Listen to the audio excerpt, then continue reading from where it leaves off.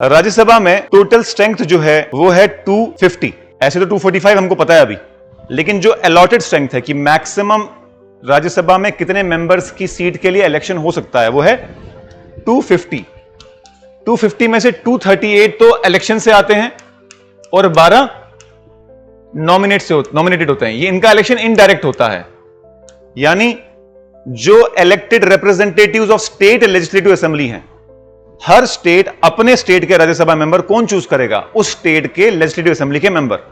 तभी अभी तक जेएनके की कोई राज्यसभा सीट फिल नहीं हुई है, क्योंकि अभी तक असेंबली ही नहीं थी। अब कहीं जाके राज्यसभा के मेंबर्स जाएंगे। 2019 से लेकर अभी तक तो कोई गवर्नमेंट थी ही नहीं। अब कहीं जाके 4 सीट हैं जेएनके के पास राज्यसभा की और 5 है लोकसभा की। ठीक है, एक है लद्दाख के पास लोकसभा की, उसके पास राज्यसभा की नहीं है, क्योंकि उनकी असेंबली नहीं। जिनकी असेंबली नहीं, तो उनका राज्यसभा की सीट नहीं हो सकती, क्योंकि राज्यसभा के मेंबर को इलेक्ट कौन करेगा? लेजिस्लेटिव असेंबली के मेंबर। इससे आप ये नतीजा निकाल सकते हो कि जिस यूटी की असेंबली नहीं है उसका राज्यसभा की सीट भी नहीं है। अब इन 238 का ब्रेकअप देखो।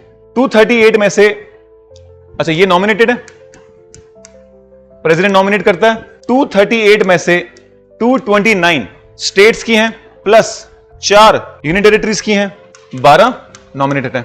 अभी जो स्ट्रेंथ है वो सिर्फ 245 है। ये मैक्सिमम है, ये वाली जो है मैक्सिमम दी जा सकती है। ये काउंट करो कितने पूरी आ रही हैं? 245।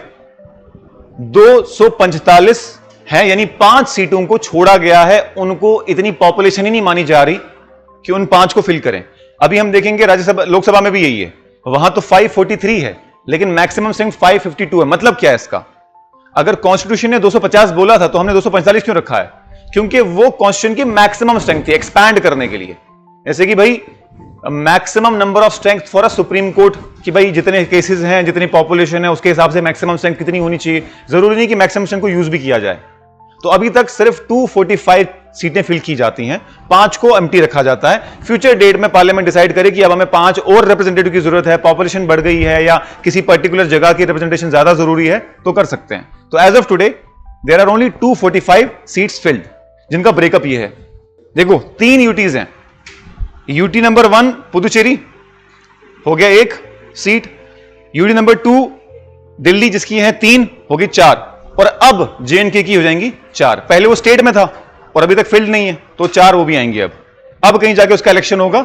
अभी कोई नोटिफिकेशन इश्यू नहीं की गई है, तो पहले 4 ही थी यूटीज की, अब 4 + 4 8 हो जाएंगी। क्योंकि अब जो पहले स्टेट्स में से कम हो गई, अब 229 थी ना ये स्टेट्स, यहां से 5 सीटें कम हो गई और यहां पे 4 बढ़ गई। समझे बात को? पहले 229 स्टेट्स की थी, क्योंकि पहले जेएनके स्टेट थी, अब वो यूटी बन गई है। तो ये स्टेट्स के वाइज ब्रेकअप है। जैसे ही जेएनके की राज्यसभा का इलेक्शन होगा तो ये डिवीजन बदल जाएगी। अभी तक तो नहीं हुआ है। यहां पर अभी फिलहाल जो ब्रेकअप है, 3 है दिल्ली की, जिसको कहते हैं national capital territory of Delhi, 1 है पुदुचेरी की। तो अब जब यहां से माइनस करोगे 5 सीटें और वहां ऐड करोगे तो बराबर हो जाएगा। ठीक है। मेंबर्स, इनका क्राइटेरिया क्या है?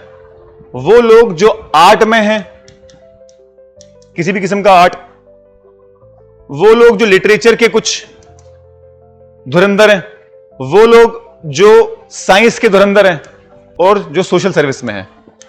स्पोर्ट्स को ऐड नहीं किया, स्पोर्ट्स को इंटरप्रेट किया है इन्हीं कैटेगरी में। बोला कि स्पोर्ट्स भी इसी कैटेगरी का पार्ट है। कैटेगरी इस कॉन्स्टिट्यूशन में बस यही है, art, literature, science and social service. तो no category has been added. सब सेक्शन में इंटरप्रेट किया जा सकता है कि आर्ट के अंदर क्या क्या आएगा। फिलहाल आर्ट में आपका सिनेमा भी है, पेंटिंग भी है, बाकी चीजें जो ज्यादा सारी आर्ट में आती हैं।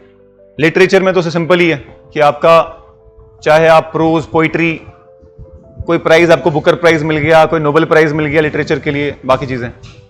साइंस, आपको साइंटिस्ट हो, इंजीनियर हो, आर्किटेक्ट हो, डॉक्टर हो, आपको विभूषण मिल गया, पद्म विभूषण मिल गया। वैसे सोशल सर्विस, जैसे कि कैलाश सत्यार्थी, जिनको नोबेल प्राइज मिला for in the field of child education and child protection, उनने शेयर किया था मलाला यूसुफजई के साथ।